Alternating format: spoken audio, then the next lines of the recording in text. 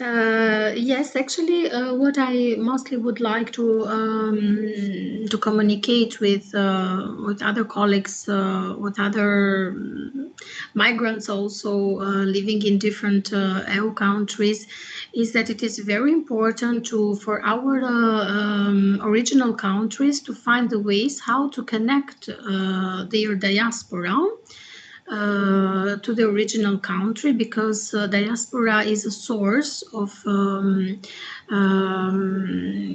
let's say is a source of it's a potential, I must say, which can be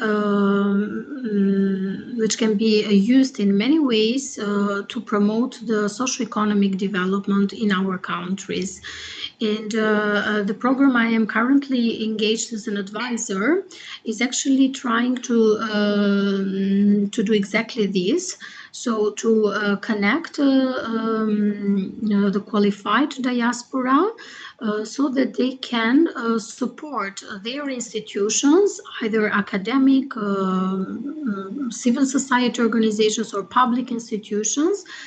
They can support them with their expertise and with their knowledge gained in the hosting country, so during their migration history. And this can also bring to development. So once you put together, you match expertise and needs, of course you will increase the standard of the quality of work and the quality of services, and you will create network, because diaspora is there and it's a reality. But most of all, it is available to provide their contribution to contribute to their native country the best they can. Thank you very much for that. It is anyway. It's true. I was just trying to bring it out now when the connection was off. It is very very important. In fact, it's one of the main idea behind this small session that we are opening up. In that the diaspora really have a huge opportunity to their both their home country and the country where they are temporarily resident, or okay, we can even say permanently resident, because some of us might be here permanently, and there's nothing wrong about that, no. But it is very important. It is absolutely very important that as a diaspora community, we try to connect. The connection is very important. We must be able to make a contribution to where we are coming from, because if we can't do that, then that is a certain failure on our part. Because look at your story, for example, that you have turned 360 degrees, and you are in your home country trying to make an impact. This is what we are trying to promote, because each and every one of us, we do have the possibility of making a contribution. And I like what you said before, that any person can make a difference. That is true. Any one of us can really make a difference. Now, I'm trying to see, when you return to Albania, what was the reaction of the people? Because I think some other organization working in immigration might have something to learn from there. Tell me about the reaction of the people when you started to collaborate at home. Yes, of course, the reintegration in my country was not easy. At least the first 2 years, I have experienced the so-called cultural shock, cultural shock when returning. So everything was particularly difficult to deal with, the communication with the other people, because we used to have certain standards or certain communication etiquettes or levels, which sometimes you don't find them in your original country. So it was very challenging. And time to time, I was also thinking if I did the right choice to come back due to these difficulties to cope with. But at the same time, it is very beautiful to rediscover again your roots, your culture, the habits of your people, and most of all, it is encouraging to see that us is, as I said before, is a great potential for its own country, and especially when you have the opportunity to show that. And I must say it was not easy to start doing my job here, to have the possibility to work in a public institution. You have to be very motivated and strong in your research and in applying for the right position where you can give the most of your expertise, but it is not impossible. I even now think that it is easier to achieve and to create a career in your native country. It is easier than in a European country because of what we already talked before. The obstacles as an immigrant, as a foreigner. So actually, my experience has been pretty much successful. After 4 years that I'm very happy I did this choice. I don't regret actually because I got the best from Europe, and now I can. I'm so happy that I can give it back to my community, and of course my reintegration now it's easier. I don't find the difficulties so big as at the beginning. And of course, family ties are also a motivation to reconnect, let's say. So they are both professional and personal reasons which make you even closer to your country. Powerful. That's powerful. Now, on the project that you are working on, tell me, what is the primary objective of this project? The primary objective, I don't know if it was heard from because it was interrupted, but I somehow mentioned it, is to support knowledge exchange for development. So practically we support returning experts and diaspora experts, which are either interested to provide their expertise in a long term or in a short term in Albania. So they have been, they have received an education in one of the EU countries, either in Germany or in another country from Europe, and they must have gained work experience in their field of expertise, minimum 2 years in Germany. And through this mechanism, we support them with financial and logistic support in order that they can be much more eager to cope with the reintegration issues in Albania, because of course we know that when you are used to have a high salary in a new country, it would be a little bit difficult for you to come back and work with a very low salary. At least at the beginning, it would be quite challenging. So this program is also trying to support you through financial support, but not only, mainly through advice and mediation to match the expertise to the institution which mostly needs this expertise. So in this case, we help the Albanian institutions, or public or private or civil society organizations, to find the necessary the right person who can provide them expertise in a certain field. And up to now, we have received a very good number of applicants who have returned either definitely or for short-term engagements. All right, that's great. I remember when we were doing the pre-interview, when we were talking before, you made mention of things, one word, which is brain gain, no? Of course, the way that we usually use that is is a brain drain, no? In that, okay, when you look at maybe African countries, that is actually the effect, the situation. That a lot of people have been trained by African countries. By the time they get to working age, they leave the continent. And they never return. Very few of them return. So in this case, it's drained. The continent is continuously drained. Of course, I know that this is not the situation in Europe because, okay, many European countries are relatively better in terms of the standardization and the institutions are working. Okay, maybe not all in the perfect situation, but at least they are far more working than maybe what you will have in Africa. So the term brain gain make a lot of sense when you use it like that. But can you like expatiate a little bit about that? Sorry, one more time, the last sentence, please. The brain gain, like you put it here. Can you expatiate on that? Because what we have on that is actually the opposite effect.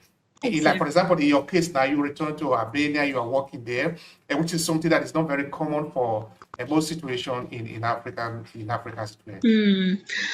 Yes, I think that definitely the ultimate outcome would be the brain gain for the original countries because even though I fully support the mobility of people, I have myself made this experience. I would encourage for every young person or every person actually to have a migration experience if they really want to get to know another context or to experience better career chances. I think it's very fair to have the opportunity to move, but at the same time, I would see as a contemporary phenomenon. So brain drain has absolutely also a brain gain side, which should be much more potentiated. Either in, let's say, because it's not always possible to return permanently, um, because that is a personal choice, which takes time to come to this conclusion. It's let's say itinerary. So you go through this process, and maybe after 10, 14, 15, or 20 years, you are able also to think if you want to return back or not. But brain gain can be in many different forms. So there are now different ways of how you can contribute uh, towards your country through your knowledge, through your savings. So remittances is one of that in Africa and in many other contexts is one of the biggest sources of support for the countries of origin. I think that this is a phenomenon which regards every context. I have, while living in Germany, I've also get to know some African migrants which were very active in supporting their original city. So they are even much more connected to their local context, and they were trying to support their local people, either family or a wider community, with different ways of doing business or providing remittances, and I could see this in different communities, I must say. So not just only the Albanian one. So this means that each of us who has experienced a migration history can be a potential for our family, for our city, for our country at the end. So brain gain is the most successful outcome of a migration history. We hope that one day that can also become a reality for most for most countries in Africa. Because that is what we are hoping. Because with the millions of us that are scattered all over the world, in fact, we are continuously reinforcing that narration.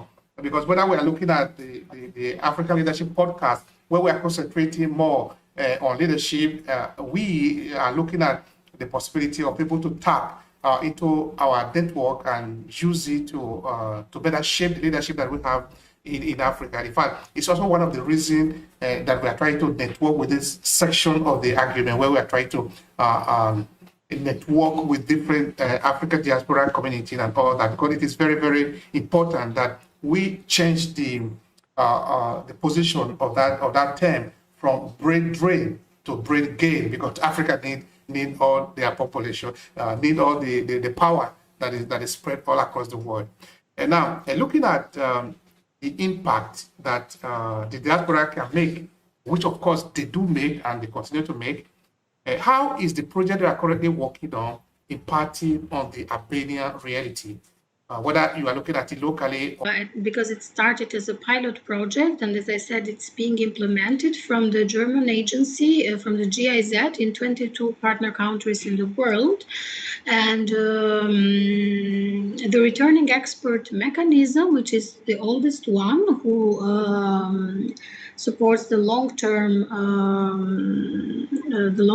engagement, minimum 2 years in the country of origin, is actually the oldest one. It has started since 1984 because it is a reality that qualified diaspora has been supporting their countries in different ways since many years. So it's not a new phenomenon. But this project aims to institutionalize it and to provide more support to do this kind of engagements of assignments or missions. And of course, the numbers shows that there are less people who return permanently, and there are more people or experts, diaspora experts, who are being engaged frequently in short-term assignments. So they still continue to live in the European countries, but time to time they bring their expertise to 1 month up to 6 months short-term assignments to their country of origin. Which is also a very good mechanism, because we need to, you need to cope with the different experiences, expectations, and plans that you might have at a certain period of your life. So it's quite fine if you still continue to live abroad, but you are also reconnecting by bringing back your expertise. And the institutions in place are also very interested in this mechanism because we try to match them with the most qualified experts who have been studying and living and gaining work experience abroad. So they are very much in need of this kind of expertise. And at the beginning, they are somehow skeptic, but then once they realize this contact, so they start to work together and to exchange ideas, technologies, how we do, for example, which kind of hardwares we use in Germany and how they can be implemented here, or what kind of COVID protocols are we using in this time in Italy and Germany, and how they can be supported and also implemented in Albania and in other countries. So this has shown that the mechanism of knowledge exchange is working very well, despite the being, let's say, somehow innovative, and but of course it needs to be institutionalized. I think that without institutionalization, it would not be so effective for both sides. all right. Thank you very much for that, Suela.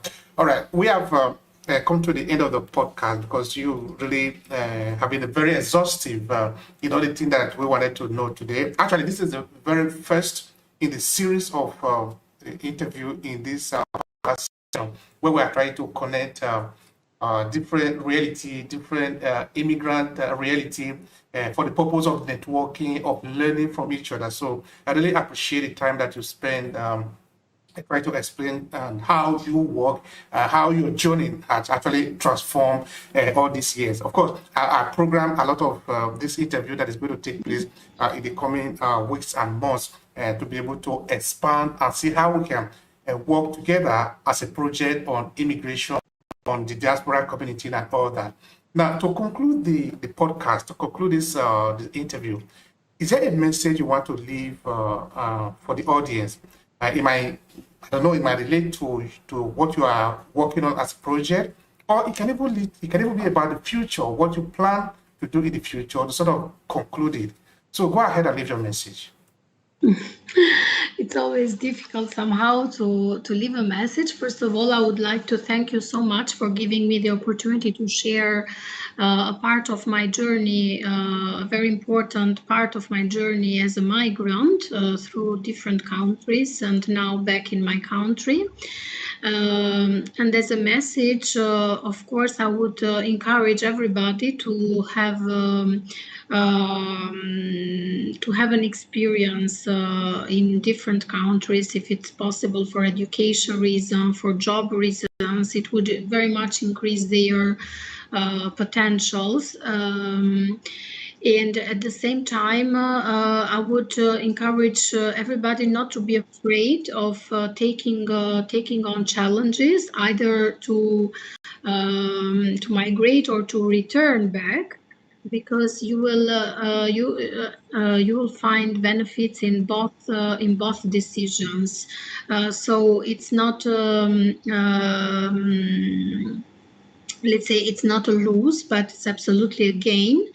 Either to move in the world, but also to come back to your roots, because you are richer. So you have something to give back, and absolutely you gain more benefits, and you are more happy when giving than when receiving. So I think that this is at the end of the story the most beautiful thing. So once we receive, then we are able to give. Thank you so much. Thank you so much for that. I really appreciate that. Okay, audience, our viewers, I thank you for having accompanied us to the end of this podcast. It has been really interesting sharing important message with you. I thank to Swela for her experience that she have shared with us. It's really very rich. Of course, you can see yourself. Because it's about giving back. After many years that you are maybe living away from home, you need to look for a way to be able to give back to your community. That is what it is at the end of the day. It doesn't necessarily mean that you are going to be going around and distributing money. That doesn't go very far, actually. In fact, you don't have enough to be able to give around. But if you have gained certain knowledge, if you have gained certain experience, if you can't tell me that maybe you've been living away from your country for the past 10, 5, 6, 7, or maybe 15 or 20 years, and you have nothing to give in terms of human experience, because that is what it really needs. And so this is why we're also doing this podcast, to be able to look for a way that we can interconnect and give back to the community, because our community, where we came from, they need us. They need our expertise. They need what we have gained in the land of our sojourning. So that it doesn't necessarily mean that you must go home and live in the village where you came from. That is not what we are saying. If you can do that, that is perfectly fine. But look around you, the experience that you have gathered all these years. How can you transform that to help the people in where you are coming from and also where you are living? This is the point. The give back to the community. So thank you very much. I continue to support us. I continue to support the project, because it is not a project for me alone. It's a project for all of us to network and to help each other. So thank you very much, Swela, again. And thanks to all of you. I'll talk to you this time.